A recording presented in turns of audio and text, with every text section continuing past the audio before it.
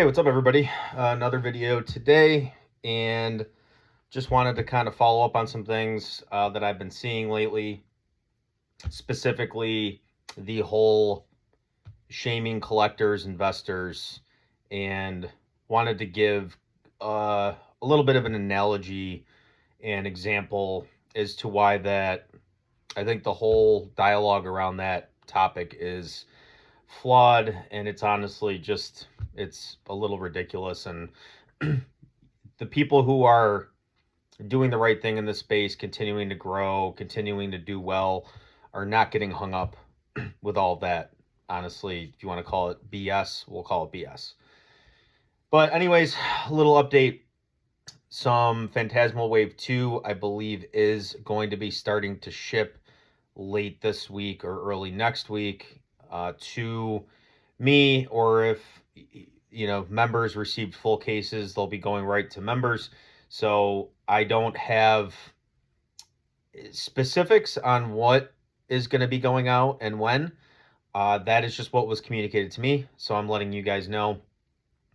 Yeah, outside of that, really just gearing up for the holidays here. We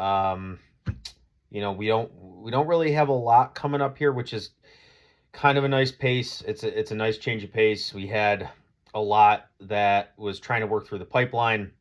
I know as a result of that, between Phantasmal, Charizard UPC cases, there's been a lot of like open orders for supplies and things like that people are trying to use to increase their ranking for Pokemon allocations and other things that have been held up for at least a month or more. I have been pressing to try to get those through, so just understand that I'm well aware of that, and that's all going on. So it's something that we're working, and hopefully we'll have some movement here soon in the next week or two. Yeah, outside of that, it's when we get closer to the holidays, I'm going to be working, like full-time working, because we had a lot going on this year between the wedding and the mini moon, and taking off time just in general for like keeping things going for the wedding planning and everything. So this year I'm going to be working more during the holidays, which it is what it is. It's fine. We have plenty of work going on over at the office and in the lab, so that's not an issue. But yeah, jumping into the topic, right? What can it's kind of silly, but what can dogs teach us about the space, and what can they teach us about collecting, and I guess how we choose to value certain things, and what we're choosing to value. And you know obviously, it if you asked the average person, right, if you took two cards, put them side by side, right, let's say let's use a really, really recent example. We have the Team Rockets Moltres SAR from Destined Rivals. If you pull that card, I don't know what the prices are. I don't look at them. Let's say it's between $100 to $200. It's probably somewhere in there. Versus the stamped promo that you can pull out of the Moltres UPC. I have not looked at the prices. This is off the top of my head. I'm guessing that stamped Moltres card is cheaper than the SAR. So if you ask the average person, which card, if you could have either of these cards right now today, which one would you like? We're going to give it to you for free. The average person would probably say, hey, I'm going to take the SAR version. Probably the main driver is going to be because of price. It's that simple. Other people, right, maybe in the niches of the niches, might say, I don't care about the value. I really like the stamp. I already have Team Rockets Moltres, or I'm just a stamp collector, right? Because I know, going back to like EX era and even like all the build and battle pre-release cards have always had the stamp of the set that those come in. I know I personally have picked up a bunch of those throughout the years that I've been doing this, and It's a nice little collection, but the average person is typically going to go inside with the higher value card because that's just how things work. And I guess going a bit further than that, and where I'm going to be looping in, the dog analogy here, is what do you think?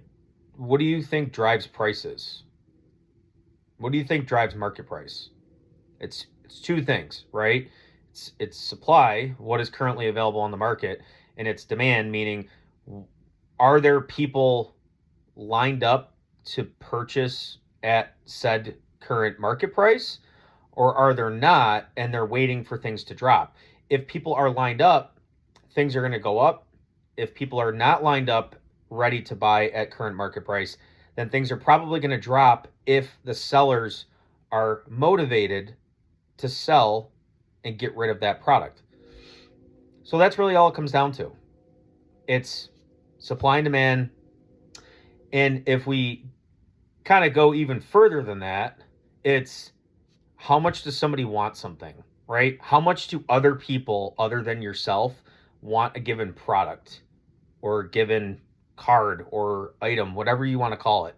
It works the same way for everything in this economy because it's a free market economy. This is capitalism. If you don't like it, you can move to a different country. This is the way we operate. Um, that being said, I come home. Um, our dog's name is Rocky. He's a beagle. He's like 9 or 10 now. He's getting up there, but he still has a lot of energy, especially when we come home and he hasn't seen us for a while, and he likes to play a lot, right? And for an old dog, whenever we get chances to play with him and roughhouse him a little bit and get him moving and keep him active and stuff, like we're gonna do it, right? And what I like to screw around with him when we play is he's got, let's say, a million toys kind of all over the place. He's got like 5 stuffed animals or whatever, and we're playing, and he likes to play tug of war. If 4 of those toys are sitting there and I have one in my hand, which toy do you think he's going to want the most? Do you think it's going to be one of the other 4 toys that are sitting on the floor that I'm not paying any attention to and I'm not showing that I want those toys? No, he's going to want the toy that I have because he's seeing, hey, he wants that toy. I want to possess that, right? And no, it's not the exact same thing, right? Dogs are dogs. I'm not saying humans are like dogs in the same sense, but at an innate level, at like a life, like human being, animal type level, that's kind of the same thing, right? You're going to want other cards that are more desirable. And for us, the desire is the form of price, right? You think, okay, that card's $100. That must mean more people want it, right? That's really what it comes down to. And why other people want it is a totally different subject, right? It could be for a number of different reasons, but it's really funny. Like I was just thinking about this the other day, and dogs can kind of teach us a lot. And that was just a really simple, silly analogy that I wanted to kind of share with you guys. And I thought it was just, so many people overthink things. And at the end of the day, people are going to collect things that appreciate and value because other people are going to want them down the road, or other people want them now and they want to show off, right? They want to show their collection off and might have, and don't get me wrong, not everybody's like that, right? There are some people that, target specific artists and they collect every common, uncommon, rare that are worth 2 cents a piece. And like that's fine. Like that, you got to do what you got to do. But I think that we're past the point now where people are just doing this, especially when you get to a certain age, right? When you get to a certain age, you can't just ignore the value of the cards that you're collecting, that you're spending money on, and the opportunity cost of spending money on this is something else that could make you more money down the road. if you just put it in the S&P 500, if you put it into stocks, if you put it into mutual funds. So it's just something I thought of the other day, right? It's not, this isn't going to be like a super long video or anything, but I just think it's so funny that people look at collectors, investors, and shame them for maybe hoarding sealed product. And hoarding is a subjective term, right? A lot of you would think I'm hoarding product if you saw what I had, but that's a different topic. And a lot of people, you know, kind of scrutinize and try to bring people down who have collections that they built up over their lifetime, whatever, however you want to say it. And it's like, yeah, no crap. Why wouldn't they? They're trying they're trying to pick the things that are going to go up in value over time. That's part of the goal here. Like, why wouldn't we do that? Like, if you have certain Pokemon that you really love and really enjoy, and you think certain cards that are more rare, mint or whatever, are going to go up over time in value, that's the same thing as other people wanting those more over the long term.